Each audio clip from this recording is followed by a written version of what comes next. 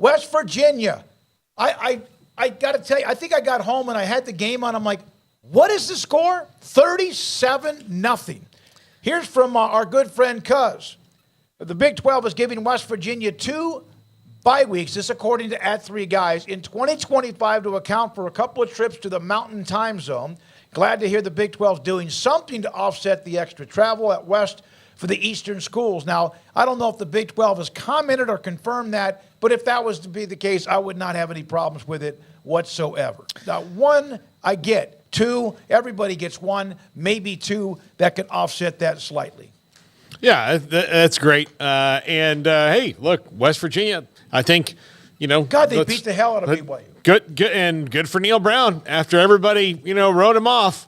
Now, he would have to finish the season in completely embarrassing fashion to get back on that hot seat. No, it would when I say completely embarrassing, like 3 50-0 losses in a row. Okay, one of them's against Baylor. Yeah, so again, he lost 50-0 to them at this point, then he probably deserved to get fired. Yeah, so that's why he's off. He's off the hot seat. Ren Baker told us, and we've known Ren for a long time, that he had no intention of going in there with his sights set on predetermined on what he was going to do. And I'm going to have my own guy. He was going to give Neal Brown every opportunity. And I think given the fact that they were where they were last year and here they are sitting bowl eligible with 3 weeks left, I think, he's off. Well, Craig, one more thing on them, and then we'll get to Kansas in that game that they won too.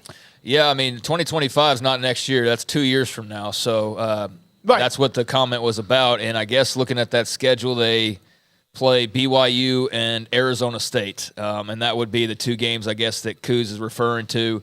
So, I guess we'll see how that goes. That would make some sense, though, but interested to see, how exactly that is set up. But, yeah, they play Arizona State and BYU on the road, so that's interesting if that's, in fact, how they're going to kind of massage these schedules to account for the fact that this is now, a conference that's going to have a lot more travel attached to it, especially for a school like West Virginia. So I think that that's a good concession on their part to account for that.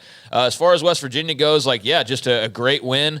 I'm surprised how bad it was, but I'm not surprised that they beat BYU pretty handily. BYU's been playing with fire and really. I think I've made a comment just about every week now, even when they've won, of that's great, but, don't exactly trust them on any side of the football. Slovis was hurt as well, so it's even what has been sort of a bright spot at times wasn't even available. I think that West Virginia has just been playing really good football and getting better as the season has gone along. Garrett Green's really solidified himself as a playmaker. I know we've seen him before, but I just feel like week after week he's gotten better and better. And the running game, the output they got from Donaldson and also Jaheim White was exactly what you're looking for. And, BYU, not a team that's great against the run.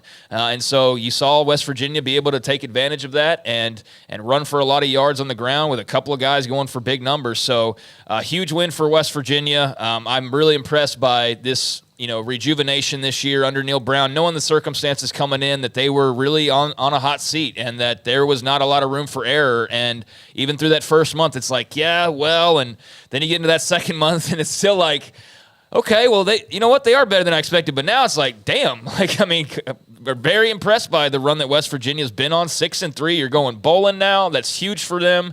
And so, I think that that hot seat has cooled immensely. I don't think it would take much next year for it to bring it all back, probably, if you were to struggle, because I think that there are probably people that are sort of riding that fence of all right, well, we'll give him a little bit more leeway for, you know what I mean? But it's not like he's solidified himself for the next 5 years by any means, but they can close really strong. And if they get that run game going and keep playing good defense, then they're a really tough out. Now, this weekend's going to be one heck of a little journey for them going to Oklahoma with all things considered there about, what's happened this past weekend with their loss and their last couple of losses, really. So we'll see what kind of shape the Sooners are in. But West Virginia, if they can get through Norman, you really like them against Cincinnati at home and then at Baylor. So they've got a chance to finish 8 or 9 wins potentially in the regular season, which, would take a fire extinguisher to that hot seat. It's good to see Matt Campbell. He's not in the hot seat. There were thoughts that, I don't think ever because of what he had done stability-wise. Neal Brown, Dana Holgerson got a win, went for it. He was going to go for it against Texas, too. Never got that opportunity.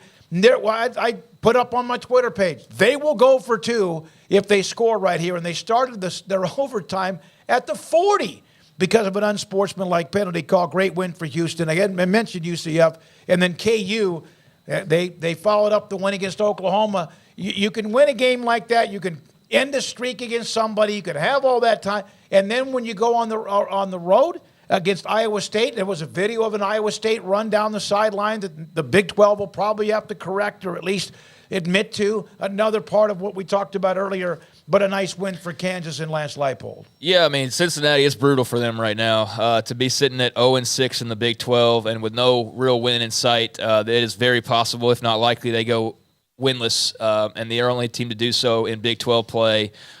Great win for UCF. I don't think their record's indicative of who exactly they are as far as their record goes. I do think they're a bit better than 4-5, not by much, but I do think like the Baylor game, like that should have been a win, right? I mean, that's a game where they just completely cratered down the stretch. So you could look at them being potentially bowl eligible by now, or at least having an extra win. And so nice for them to go on the road and get what was a tight victory, but a victory nonetheless. R.J. Harvey had a big game. I think you mentioned him in the Players of the Week.